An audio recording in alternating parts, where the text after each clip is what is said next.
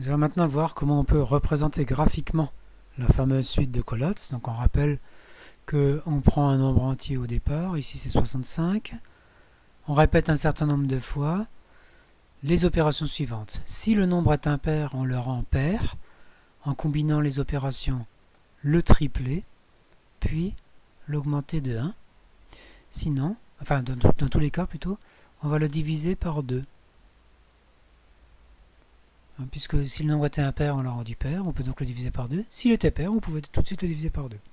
On répète un certain nombre de fois cette opération, et au lieu d'afficher le nombre au bout des répétitions, on va faire quelque chose à chaque répétition. On va représenter graphiquement par un point le nombre courant. Alors ce point, il va avoir comme ordonnée le nombre courant, mais il faudra aussi calculer une abscisse. Donc au lieu de faire une boucle, je le fais tant et tant de fois, je vais choisir une boucle de type complexe.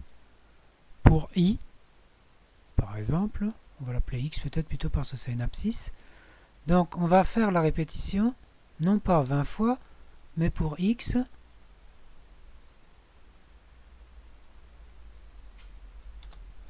allant, disons, de 1 à 200. Bien, nous avons donc le nombre qui aura évolué, et nous allons donc placer un point à l'abscisse x et à leur donner le nombre en question. Pour ça, il va falloir que je fasse appel à un robot spécialisé dans le dessin, la tortue. Je vais donc téléporter la tortue vers un point dont l'abscisse est x et dont l'ordonnée est le fameux nombre. Bon, ça va juste faire bouger mon robot.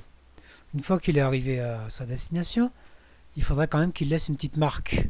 Il dépose une trace, il marque son territoire. Alors ça va se faire par une instruction de dessin de la tortue, en l'occurrence marquer un point. Bon, ce ne sera pas très joli tel quel. Il faudrait quand même que au départ je dessine un repère pour comprendre un petit peu où est la tortue, quels sont les axes des coordonnées. Donc ce sont dans les options concernant la gomme où je vais initialiser le graphisme et ensuite dessiner les deux axes. Pendant qu'on y est, on peut même éventuellement dessiner une grille pour faire plus joli.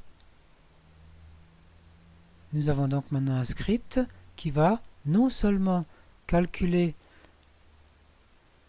les termes successifs de la suite de Collatz, mais également dessiner le résultat obtenu est ceci. Donc là, il faudrait zoomer pour voir qu'ici, on a la suite 2, 1, 2, 1, 2, 1, 2, 1.